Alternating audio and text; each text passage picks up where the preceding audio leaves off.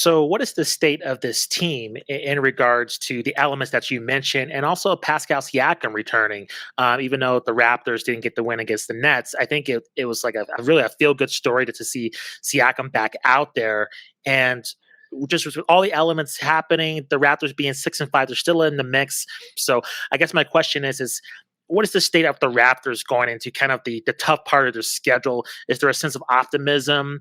How's the team going to adjust their lineup with Pascal coming back? And also, like you mentioned, the dynamic changing from like having no fans to having, full capacity. How's the Raptors adjusted to all that? Well, as I was just talking about this very thing earlier this morning, I do a radio show in Toronto in the morning for a couple of hours, and we had former NBA or NBA champ Celtics analyst Brian Scalabrine on the air with us, and we were talking with the parity that seems to exist in the league right now, for the most part, outside of maybe the 9-1 Warriors and how they're running roughshod right now through the first 10 games. I think from a Toronto-specific perspective, I think they're still trying to figure themselves out on a number of fronts. If we go back to the 2019 championship, there are only 4 players on this team from that championship squad, and arguably 2 of the 4 players really only played in that championship run. Chris Boucher was a depth guy who barely saw the floor at that time for the Raptors, and OG Anunoby was sidelined trying to come back from an appendectomy, so he wasn't even a part of it, and he might be arguably Toronto's best player right now, and a guy who's in line potentially for most improved player this year. And again, he wasn't even part of it. So Fred VanVleet and Pascal Siakam being the other 2. You follow up the championship year where the Raptors had, again, one of the top 2-3 records in the league and were among the best of the best, and then fell short in the second round against Boston, bowing out in Game 7. And then last year, fought themselves back to 500 after a slow start in Tampa, seemed to finally get things on track. And here we are getting around late January, February, and maybe this team's kind of putting it together and they can, make a little bit of noise towards the postseason, maybe get one of those final playoff spots, and boom, COVID hit. And it wreaked havoc with this team.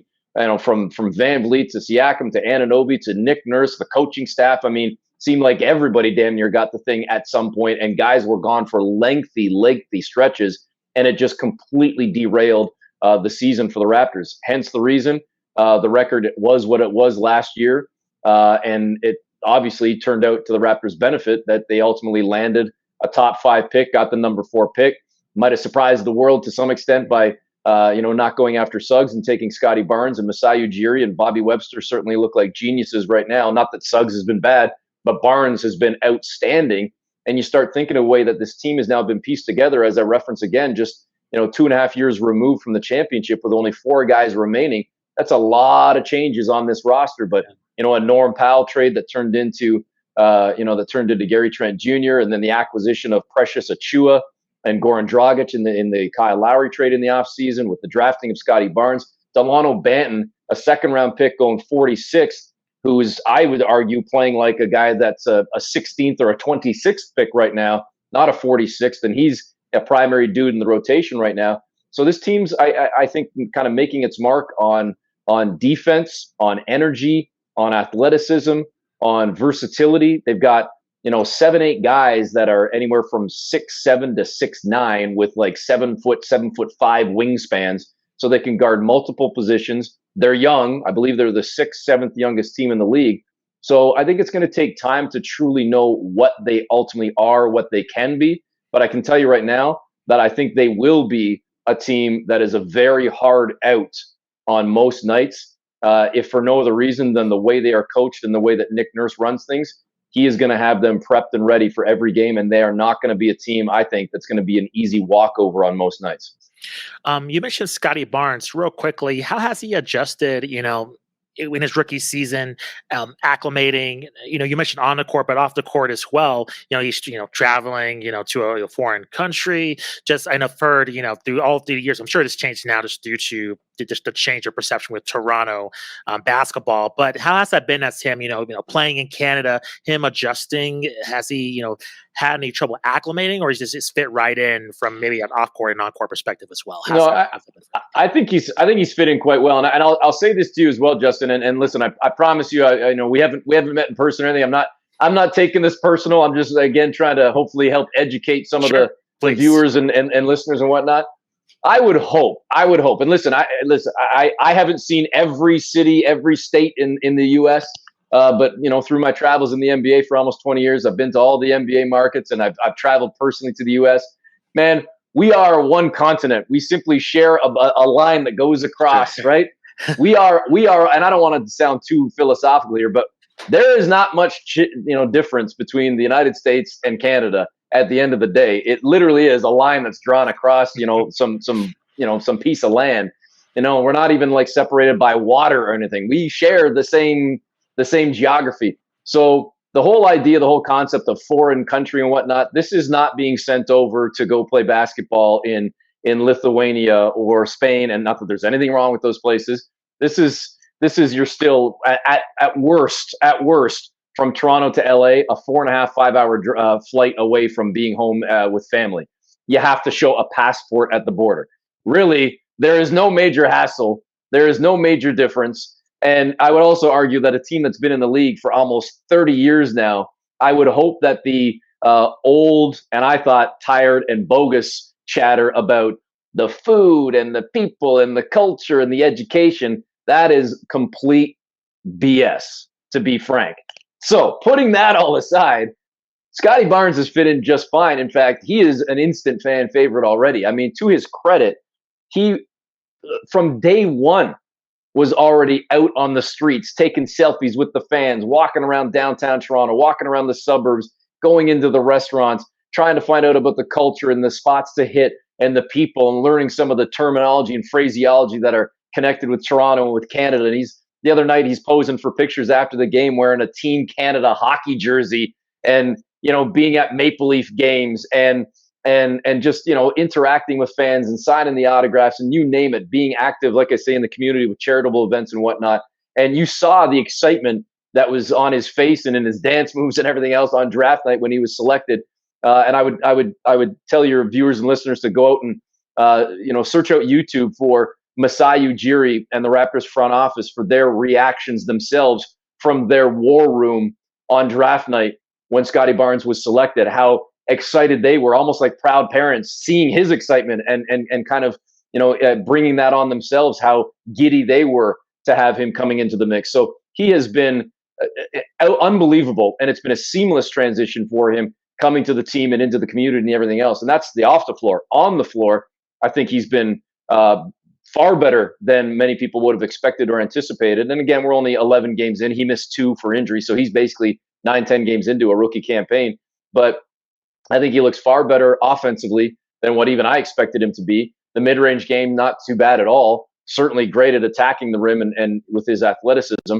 He's been a great rebounder, solid, in terms of getting to pass lanes, defecting passes and whatnot. And clearly as a defender one-on-one, he's been guarding some of the top guys in the league already, for whether it be, picking up Jason Tatum one night or Kevin Durant the next night, or trying to slow down DeMar DeRozan or Zach LaVine, whoever it may be. He's been right there night in, night out, and already making a name. And I don't know if you saw some of the comments about Scottie Barnes that came from Kevin Durant just a couple of nights ago after that loss that the Raptors had to the Nets, and Durant, and I'm paraphrasing, basically just saying like, man, this guy's only 19, 20 years old. Like, wow, he's got an NBA body, and he's got that mindset that you can tell certain guys, have it. Many guys don't. And you can tell he's already got that mental game, that mindset that's going to set him apart from other people. I want to ask you, Eric, and I'm sure you get this question all the time, but I'm just curious, since you actually, you live in Toronto, you can kind of bring our audience kind of, specifically into kind of the Raptors fandom. I want to talk to you about Drake and what he means to Raptors, and not only from from a surface level standpoint, but specifically him as a basketball fan, because he is a hardcore fan of not only the Raptors, but the game of basketball in general. What does he mean in terms of his affiliation to the Raptors as a whole, in terms of just OVO, just the jerseys, just him courtside? Can you just bring us into what relationship does he have to the Raptors compared to other celebrities within the NBA, which they just buy courtside tickets and then they go home? I mean, it seems like Drake has a special connection with this Raptors team. I'm just interested in your take. You just bring us into what that dynamic is like. Well, he's in some senses, when I say he's on the payroll, I don't think he actually is being paid. In fact, I'm 99.99% sure he's not being paid. But he actually is a global ambassador for the team, like recognized by the team when when they announced this sort of, whether it's a token role or token moniker, title, whatever. They actually held a press conference to announce it, and had Drake there, and Masai Ujiri's right there, and introducing Drake, and Drake stepping up to the mic and dealing with the media. So from that standpoint, he definitely is tied and affiliated with the team. I believe more than any celebrity in the league, from Jack Nicholson in the Lakers to anybody else. But on top of all that, he has also put his money into it. For the folks that don't know, the Raptors practice facility, which is about I don't know, maybe 5 miles. I'm speaking in miles, not kilometers. I think about 5 miles away from the Raptors arena downtown.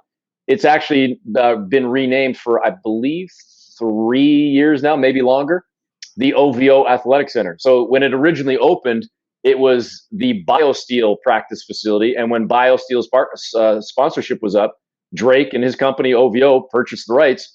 So it's the OVO Athletic Center. So, I mean, this is a guy that's putting his money back into the team beyond just his courtside seats. And then I think the connection for him, I would assume you agree that basketball has been for arguably decades, but certainly has become over the years, not just about the game and what happens between the lines, but it's a culture. I think basketball is a culture, from whether it be from the shoes to the fashion to the music to everything that goes with the game and the experience of either going to a game or following the game. I think it truly is a culture. And Drake, as arguably, I was going to say arguably the best, certainly one of the best, one of the top rap hip hop artists globally in the world, to have an affiliation with him, his brand, his company, his reach, his fan base. I think that is a synergy and a partnership that can only do good things for the Raptors and benefit the Raptors, because there's Drake and I'm just making this up, at a concert in Tokyo wearing a Raptors jersey. Or there's Drake on Instagram or social media talking about Fred VanVleet or Kawhi Leonard or Kyle Lowry or Pascal Siakam, or Drake courtside either doing something silly or something fun or something great. And it's all over ESPN and it's all over YouTube and it's splashed across all social media outlets and channels. That's only good, I think, for the Raptors and for that synergy and that tie that they have. So I think the that affiliation and that bond that they have, I think is only good, and I think it will only continue on that path going forward.